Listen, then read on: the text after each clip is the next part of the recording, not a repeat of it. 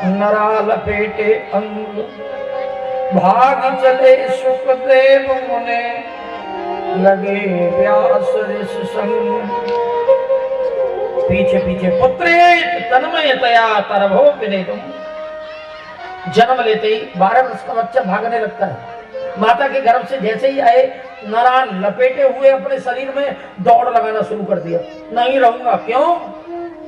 तो ये जग दुखियों का गांव है, यहाँ कोई सुखी नहीं है। इस ज्ञानी ने सूक्ष्म दृष्टि से देखा, इस जगत कैसा है? दुखालय। प्रेम से बोलो श्री राधे।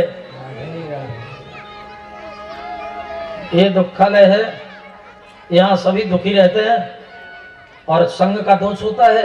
जैसे लोगों में जो रहेगा वैसा हो जाएगा, और तू दुखी नहीं होना चाहता तो क्यों रहेगा यहाँ? चल भाग, भाग चले सुखदेव।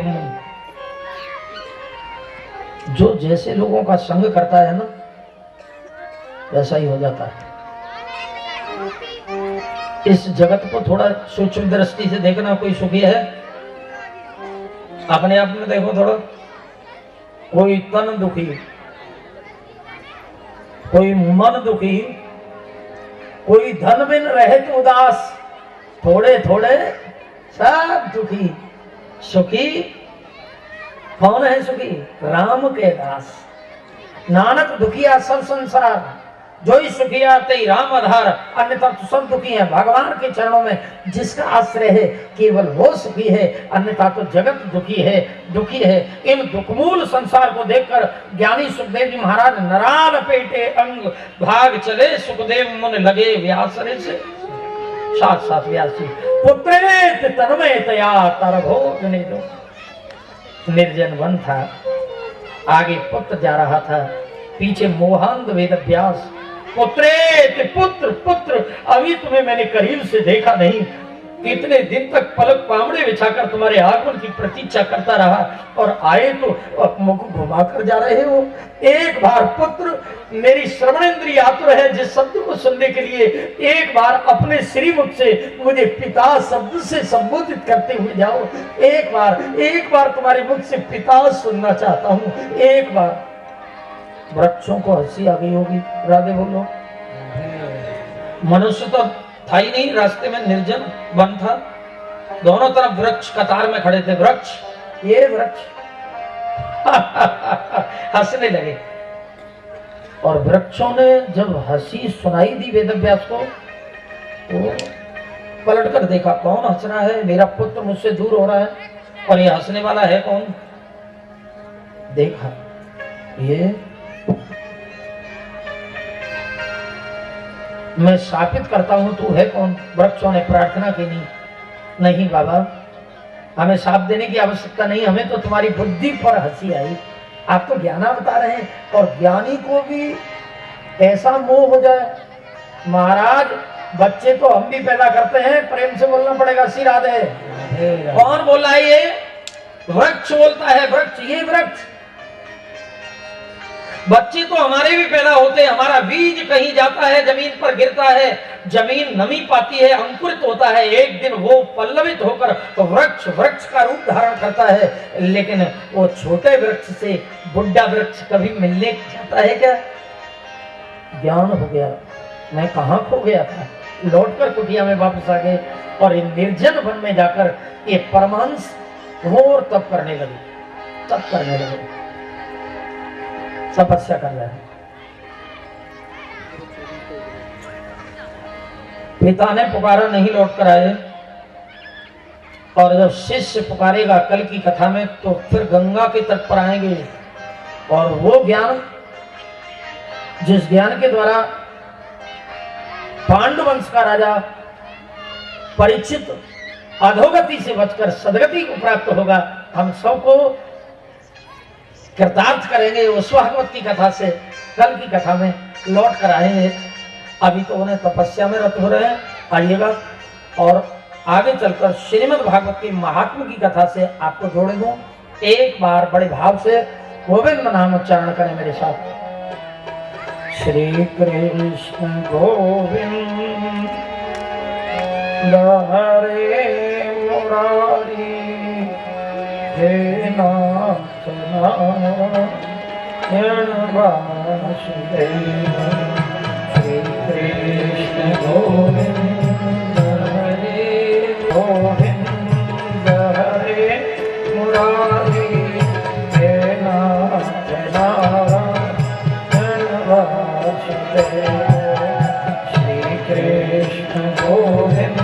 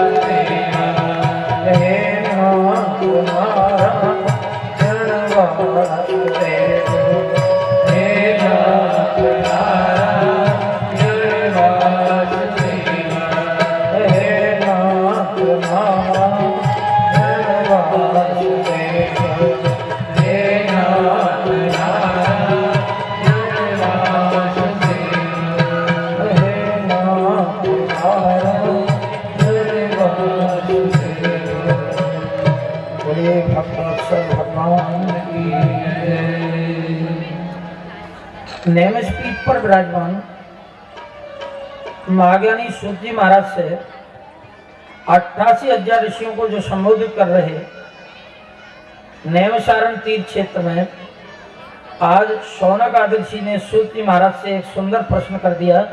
ये श्रीमद् भागवत महात्म की कथा है। 6 अध्याय में वर्णित महात्म की कथा निवेदन कर रहे हैं।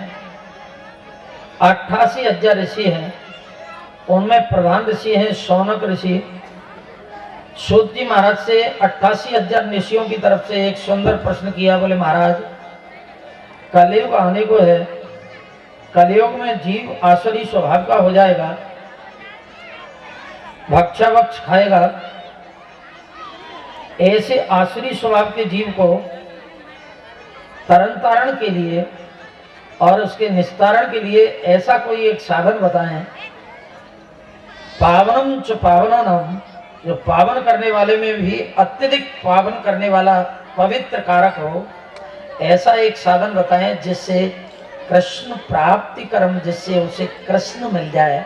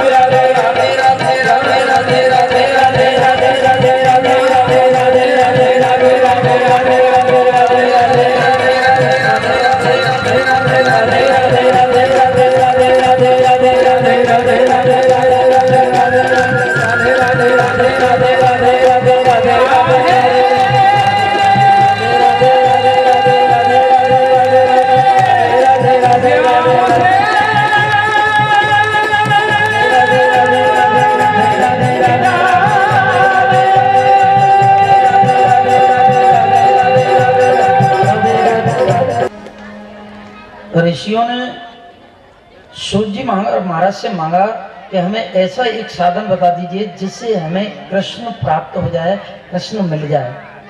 प्राप्त करना या मिलना इसका मतलब है कि कहीं खो गया है। प्रेम से बोलो श्री राधे। हमारा कृष्ण हमसे कहीं खो गया है, कहीं चला गया है। हमारा भगवान हमसे कहीं दूर हो गया है और निश्चित है भगवान दूर न होता तो हम आज यहां न होते। पास रहते हुए भी हमसे दूर है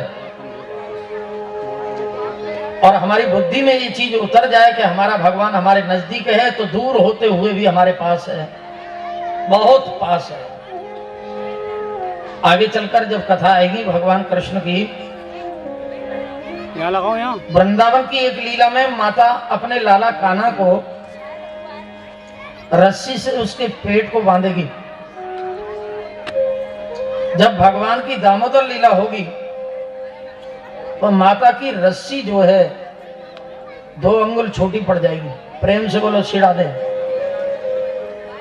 अनेक रस्सियों को जोड़ने के बाद में 2 अंगुलम नीनम, और ये 2 अंगुल क्या है? ये 2 अंगुल ही भगवान और जीव का फासले को प्रकट करता है। भगवान की दूरी कितनी है जीव से? केवल 2 अंगुल।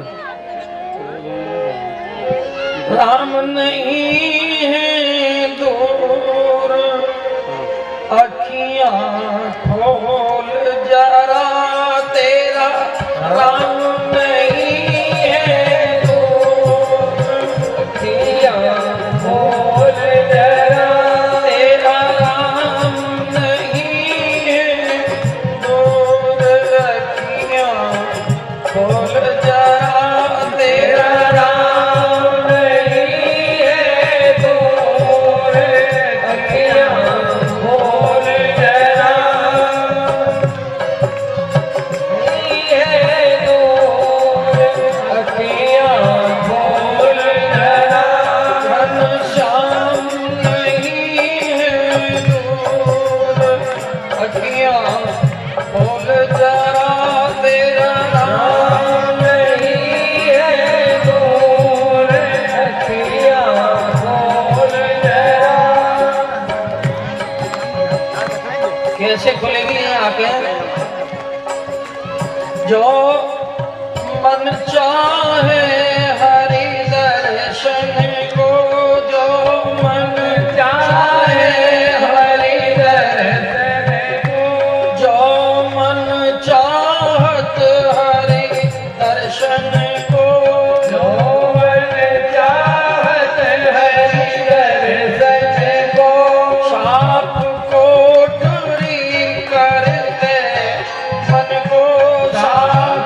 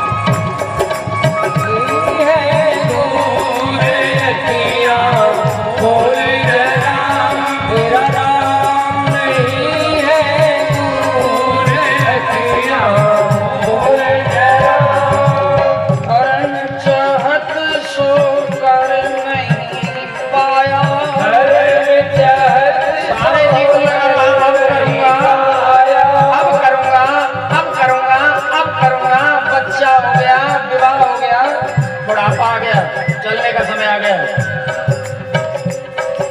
करन चाहत सो कर नहीं पाया, करन चाहत सो कर नहीं पाया। कहत काल में खाया, कहत काल में खाया। करन चाहत सो कर नहीं पाया, करन चाहत सो कर नहीं पाया। कहत काल में खाया, कहत काल में खाया। ले गए यम के दूत अखियाँ खोल जरा, ले गए यम के दूत अखियाँ खोल जरा। ले गए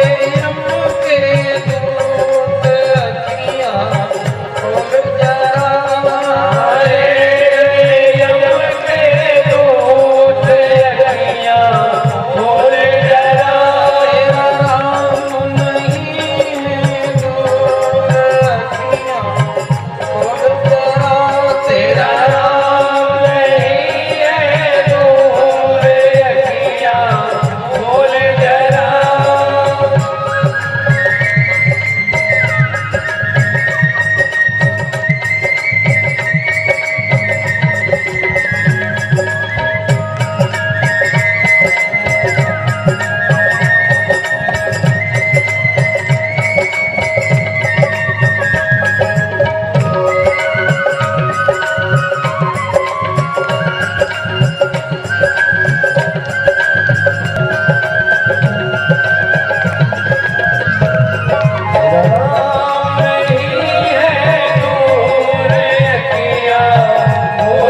तेरा राम नहीं है दूर अखियाँ खोल जरा। केवल 2 अंगुल का फासला है परमात्मा और जीवात्मा के मध्य में, बिल्कुल पास में। लेकिन कहते हैं कृष्ण प्राप्ति कर्म, भगवान की प्राप्ति का साधन बताओ। हमारे भगवान हमसे कहीं दूर हो गए, हमें कैसे मिल जाए, ऐसा साधन बताया। तो संतों ने कहा, सूत जी महाराज कहते हैं, बोले राजन सूत जी महाराज, हे ऋषियों, भगवान दूर नहीं है, भगवान बिल्कुल पास में है, केवल हमारी दृष्टि का भेद है। और इस कथा को गति देते हुए, श्रीमद् भागवत के महात्म को गति देते हुए कथा को आगे बढ़ाया। एक बार की पूर्व काल की बात है, पांडवंशी राजा परीक्षित एक बार गंगा के किनारे बैठकर भगवान श्री सुखदेव जी महाराज से कथामृत का पान कर रहा था। उसी समय देवलोक से सुधा कुंभ अमृत कलश लेकर देवगण आए, इंद्र देवता पधारे। गंगा के किनारे आने के बाद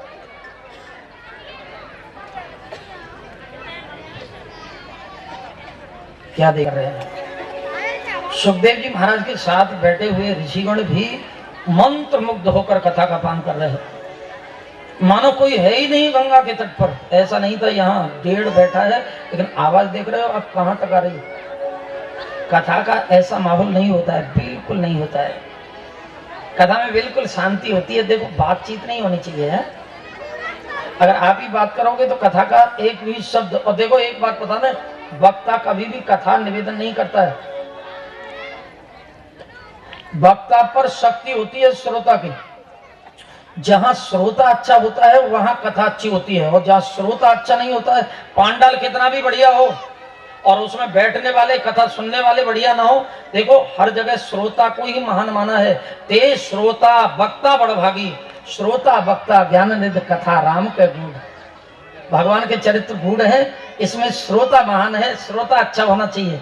ऐसे नहीं वार्तालाप करें, बीच में बात करना अपराध है, बात नहीं करनी चाहिए कथा के मध्य में। और कोई पड़ोस में बात करे तो उससे कह दो, ये तो छोटा सा समय मिला है हमें, यहाँ से जाएंगे घर, हमें बातें ही करनी है, जीवन निकल जाएगा बातों में, कुछ समय निकला है उसके लिए भी वार्तालाप यहाँ भी करते रहें, अपराध है। इसलिए मेरा निवेदन है, आप वार्तालाप न करें, शांति के साथ कथा में आनंद लें। अवश्य विश्वास दिला रहा हूँ, आनंद आएगा। बिल्कुल आनंद लीजिए, लेकिन शांति बनाए रखें। भगवान श्री सुखदेव जी महाराज परीक्षित को कथा सुना रहे थे। देवता अमृत कलश लेकर गंगा के तट पर आए, लेकिन सुखदेव जी महाराज ने तुरंत अपनी वाणी को विश्राम दे दिया। बोल गोविंद भगवान की जय। देखो, अधिकारी होता है तो कथा सुनाई जाती है, और नहीं सुखदेव जी महाराज जैसे वक्ता की वाणी बंद हो जाती है। मेरी बात नहीं है, सुखदेव जी जैसे परमहंस की वाणी भी विश्राम लेती है साहब। क्यों? अनाधिकारी को ये कथा का अधिकार नहीं दिया, अनाधिकारी को कथा प्राप्त नहीं होती, अधिकारी को ही ये कथा देनी है। वो ये देवता क्या अधिकारी नहीं है? बोले नहीं है, ये कथा देवताओं को प्राप्त नहीं होती, देव दुर्लभ है ये कथा।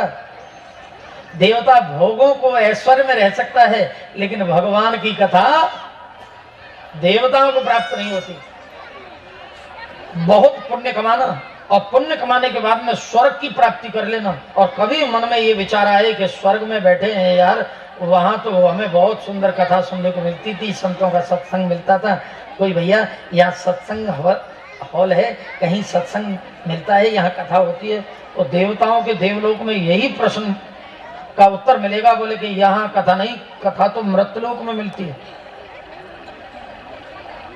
घोर तप करना, और तपस्या करने के बाद में सारी शरीर को त्रिताप में जलाने के बाद में नारायण के लोक की प्राप्ति, वैकुंठ प्राप्त कर लेना। वैकुंठ में जाकर किसी से पूछना तो बोल वैकुंठ नाथ की कथा मिलेगी, वैकुंठ नाथ का दर्शन मिलेगा, वैकुंठ लोक मिलेगा, लेकिन वैकुंठ नाथ की कथा वैकुंठ में नहीं मिलेगी। वो कहाँ मिलती है? इस मृत्यु लोक में मिलती है। लेकिन कथा जब मिलती है जब कथा का कोई पात्र होता है, तब को पात्र को दिया हुआ ज्ञान वक्ता को नष्ट कर देता है। प्रेम से बोलो श्री राधे। उसकी वाणी को बंद करा देता है। तब जो भाग प्रकट करना चाहता है उसका भाग मर जाता है बिल्कुल सामने। अरे किसे ज्ञान दूं यार, कोई है सामने? इसलिए समाधि भाषा है, मैं पहले ही निवेदन कर चुका हूं। श्रीमद् भागवत की कथा में अगर आनंद लेना है तो मूर्ति बन। अब मैं आज रिश्ता बता दूं तुम्हें, मेरा और तुम्हारा रिश्ता क्या है। वक्ता व्यासपीठ पर बैठकर पुजारी होता है। प्रेम से बोलो श्री राधे। पुजारी देखा है आपने? हाथ में थाली लेकर पुजारी देवताओं की आरती उतारता है। और आप लोग कौन हो? देवता। और देवता आरती स्वीकार करते हैं। आपने मंदिर में देवताओं को देखा है कि वो भी हाथ चलाते हैं क्या? बातें करते हैं हा? और पुजारी भी बातें करे और हाथ चलाए, और देवता भी दो दो हाथ दिखाए तो एक्सीडेंट, खतरा हो जाएगा ना। इसलिए मेरे देवताओं, आपसे करबद्ध प्रार्थना है कि आप प्रथम दिन है आज, देवता की तरह से मेरी आरती स्वीकार करिएगा। और देवता की तरह से बैठकर आरती स्वीकार करोगे तो तुम भी भले और हम भी अच्छे, फिर आनंद आएगा। नहीं तो गड़बड़ हो जाएगा। आप देवता बनकर आरती स्वीकार करिएगा। प्रेम से बोलो श्री राधे।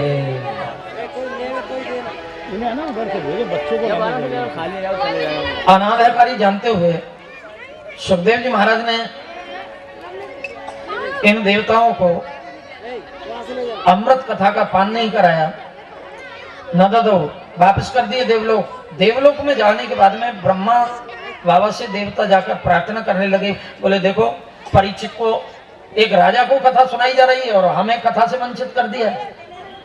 बोले हो सकता है कोई कारण हो, लेकिन देवताओं अब स्वर्ग में बैठकर इसका परिणाम देखो, परिणाम क्या होता है देखे तो सही। अधोगति में जाने वाला परीक्षित को कोई ये कथा लाभ देती है या नहीं देती? देवलोक में बैठे बैठे देवता गंगा के तट पर निहार रहे हैं, ब्रह्मा आदि देवताओं के साथ। लेकिन 7 दिन में कथा पूर्ण हुई। एक दिव्य विमान आया, अति दिव्य विमान लेकर 4 पार्षद प्रकट हो गए गंगा के तट पर। परीक्षित शरीर छूटा, तक्षक ने उससे मुख लगाया, राख की ढेरी में परिवर्तित हो गया। जन्मेजय ने सर्प यज्ञ किया, लेकिन उस राख के ढेर से दिव्य स्वरूप परीक्षित का प्रकट हुआ। और उस दिव्य अति दिव्य स्वरूप से विमान रूढ़ हुआ और भगवान का हरिनाम उच्चारण करते हुए अब नारायण के लोक को चला गया। आइएगा, श्री कृष्ण गोविंद हरे मुरारी हे नाथ वासुदेव। श्री कृष्ण गोविंद हरे मुरारी हे नाथ